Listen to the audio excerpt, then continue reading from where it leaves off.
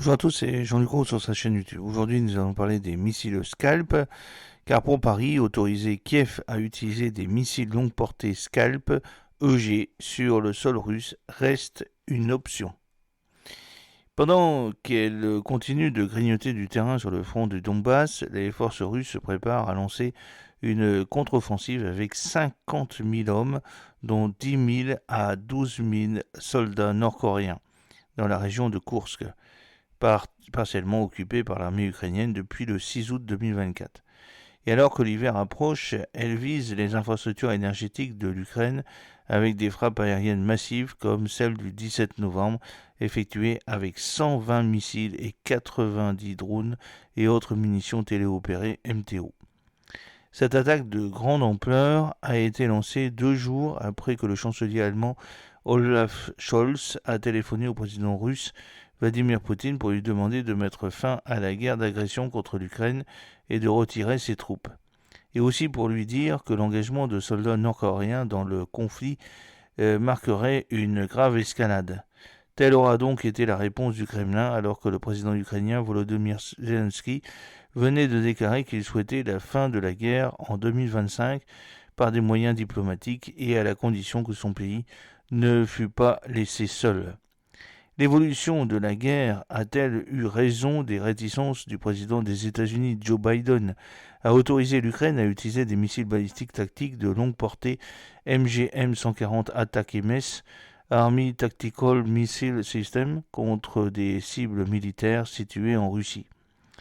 En effet, alors que son mandat sera terminé dans 2 mois, M. Biden a levé les restrictions relatives à l'emploi des attaques MS discrètement livrées à l'armée ukrainienne à partir d'octobre 2023. Du moins, c'est ce qu'ont affirmé des responsables de son administration lors de briefings coordonnés avec le New York Times, le Washington Post et des agences de presse.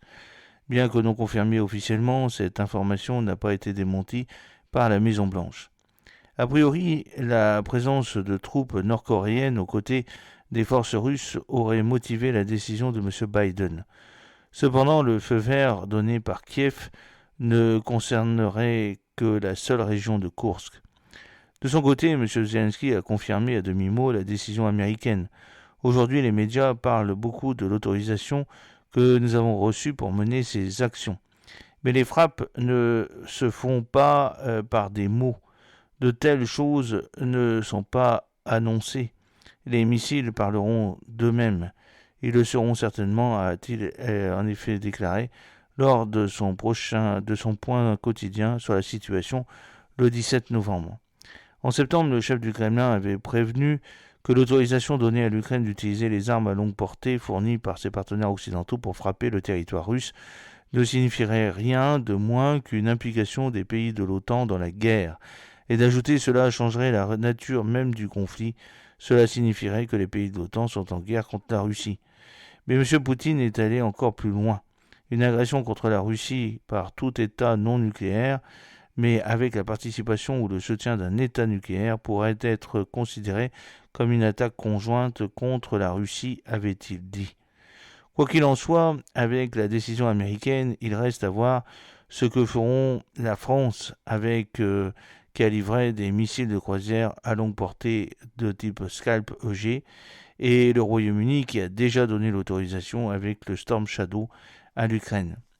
Si le précédent gouvernement britannique conservateur était enclin à autoriser les forces ukrainiennes à frapper des cibles militaires sur le territoire russe avec les Storm Shadow, son successeur, dirigé par le travailliste Keir Starmer, serait beaucoup plus réservé face à une telle perspective, mais il a quand même donné son autorisation, nous l'avons vu. Du moins l'était-il encore en août dernier, puisque de toute façon, il aurait fallu obtenir un feu vert des États-Unis étant donné que ces missiles de croisière sont équipés de composants américains. Quant à la France, le président Macron avait estimé le 25 mai dernier à Messenberg, en Allemagne, qu'il fallait permettre à l'Ukraine de neutraliser les sites militaires depuis lesquels elle était agressée. Alors, à l'époque, les forces ukrainiennes tentaient de repousser une offensive russe dans la région de Kharkiv.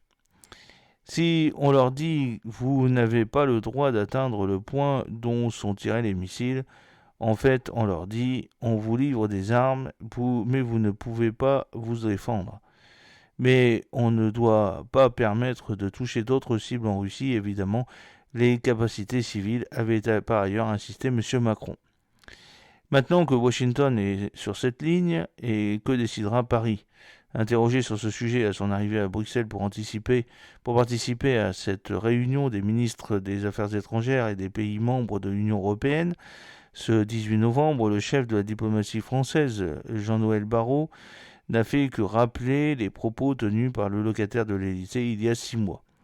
Vous avez entendu le président Macron à Mussenberg le 25 mai, où nous avons ouvertement dit que c'était une option que nous prenions en considération. Il fallait autoriser des frappes sur les cibles depuis lesquelles les Russes attaquent le territoire ukrainien, a répondu M. Barrot. Donc rien de nouveau sous le soleil, a-t-il ajouté. Ce qu'il y a de sûr, c'est que l'Ukraine recevra prochainement un nouveau lot de missiles Scalp.